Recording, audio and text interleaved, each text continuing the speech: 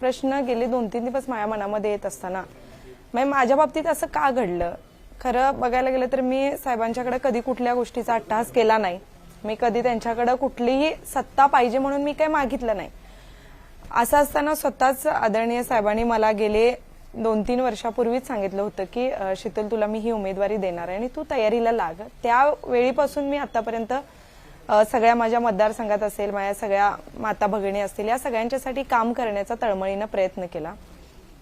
आज सकाळी सुद्धा तुम्हाला पटणार नाही पण मी एवढं सगळं होऊन सुद्धा आज सकाळपर्यंत मी आदरणीय साहेबांची वाट बघितली की किमान ते काय झालंय माझ्या बाबतीत, नेमकं माझं काय चुकलंय हे तरी ते सांगतील. पण ठीक आहे, त्यांच्या बाबतीत घडल्या असतील काही गोष्टी किंवा आपलं नेतृत्व त्यांना आवडलं नसेल किंवा आमचं काहीतरी चुकलं असेल काहीतरी झालं असेल.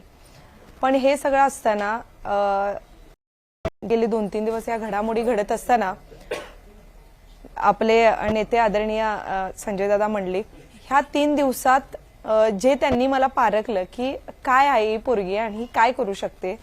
खरं तर त्यांनी काय मन मोठं केलं मला हे समजलं नाही. पण तुम्हाला आश्चर्य वाटेल, मी 2-3 दिवसात त्यांना भेटले सुद्धा नाही. भेटण्याआधी जे त्यांनी जो माझ्यावर विश्वास दाखवला, जो माझ्या कामावर विश्वास दाखवला, खरंच मी याचे कुठल्या शब्दात आभार व्यक्त करू. आणि बालाजी दादांनी सांगितलं की जर तुला उमेदवारी नाही मिळाली तर मी सुद्धा लढणार नाही. आणि जी एवढी जोडलेली एवढी माणसं ज्यांच्या बरोबर आम्ही नेहमीच एक विरोधक म्हणून आजपर्यंत काम केलं, अशी सुद्धा या जगात माणसं आहेत हे आज खऱ्या अर्थानं बघायला मिळालं. आमचे वीरेंद्र दादा असतील, सगळ्या युवकांचा जो कारभार आपण सांभाळताय, नक्कीच येणाऱ्या काळामध्ये जिथं होते तिथं 100% काम करण्याचा प्रयत्न केला आणि आता जिथं आहे तिथं 100% काम करण्याचा प्रयत्न करत या माझ्या कागल तालुक्यामध्ये भगवा फडकवण्याचा मी 100% प्रयत्न करेन.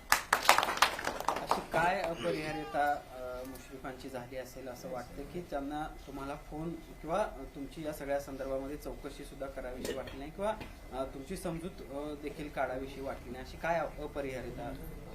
काय माहित, मला अजून सुद्धा कळालं नाही की काय नेमकं असं काय घडलं की ते मला म्हणायची तू माझी मुलगी आहेस, माझ्या मुलीसारखी आहेस. सगळ्या पद्धतीने मी काम करायचा प्रयत्न केला. म्हणजे मी तर आता पाठीमागे 10 वर्ष बघितलं तर मला नाही असं वाटत मी कुठं कमी पडले म्हणून. जिथं माझी गरज लागली तिथं मी नेत्यांवर अडचणी येऊ दे, त्यांच्या वाईट काळात चांगल्या काळात सगळ्या गोष्टीत मी उभं राहण्याचा प्रयत्न केला. पण माझी कुठे शिंकली काय माहिती, हे ते त्यांच्याकडून समजेल. काही वेळापूर्वी देखील ते म्हणाले होते की शीतलताई आम्हाला सोडून जाणार नाहीत, आम्ही त्यांची समजूत काढू. म्हणजे अगदी काही तासापूर्वी देखील म्हणत होते, कुणीच संपर्क केला नाही, दुसऱ्या फळीतल्या लोकांनी देखील केला